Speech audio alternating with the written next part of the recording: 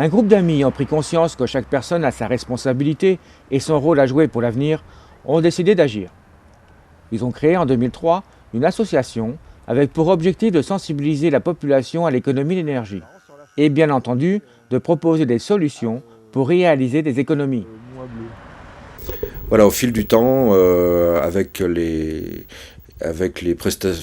services qu'on a proposés aux gens et donc les bilans énergétiques qu'on en proposait, on s'est rendu compte que finalement il manquait une partie au niveau de nos diagnostics, c'était le diagnostic isolation. Donc on avait du mal à voir le niveau d'isolation des logements, sachant qu'un logement qui a été construit il y a 20 ans a un niveau d'isolation qui peut évoluer, voire se détériorer. Sachant qu'une laine de verre, par exemple, a une durée de vie d'une quinzaine ou d'une vingtaine d'années. Après ce temps, cette laine de verre ou cette laine de roche part en poussière et donc son niveau d'isolation change. Et donc ça, cette partie-là, on ne pouvait pas la voir à l'œil nu.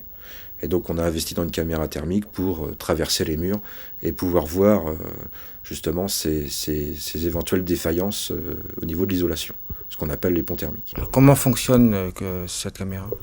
C'est vraiment très très simple. Là, toutes les personnes qui ont déjà assisté à un bilan thermique comprennent très facilement, lorsqu'ils m'accompagnent en faisant le tour du logement, c'est simplement un niveau de couleur.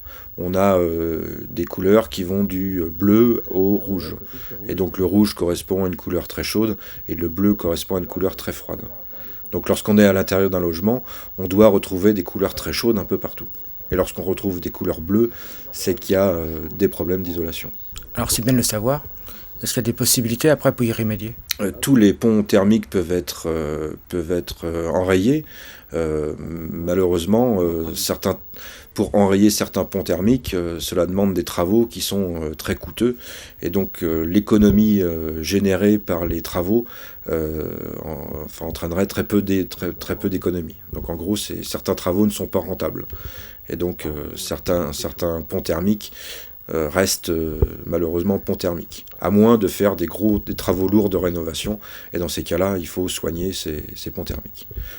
Par contre, certaines solutions sont beaucoup plus simples. Je pense notamment au vitrage. Lorsque vous avez des simples vitrages dans un logement, il va être très judicieux de passer à des doubles vitrages, voire actuellement des triples vitrages. Et là, vous gagnez considérablement au niveau énergie. Et donc là, les économies peuvent être très très rentables.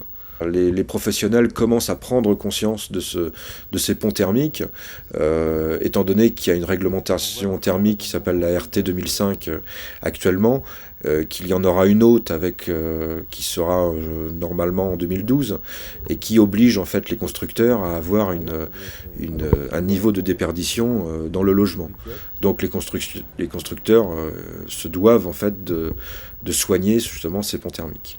Et donc évidemment, ça commence, les solutions existent, les constructeurs les mettent en œuvre, mais ça commence juste. Et donc, si vous avez un logement qui a 5 ou 10 ans, les ponts thermiques existent. L'État, avec le Grenelle de l'environnement, a mis en place un certain nombre de choses pour aider les particuliers à améliorer l'isolation de leur logement. Les gens ont la possibilité d'avoir un prêt à taux zéro qui s'appelle l'éco-PTZ, qui permet de faire des travaux d'isolation et donc d'avoir un prêt pour ces travaux. Il y existe aussi des crédits d'impôt donc sur les travaux d'isolation, des travaux de remplacement de chauffage, des travaux sur le chauffage électrique notamment. Et donc tout ça peut aider les particuliers à améliorer la consommation énergétique de leur logement.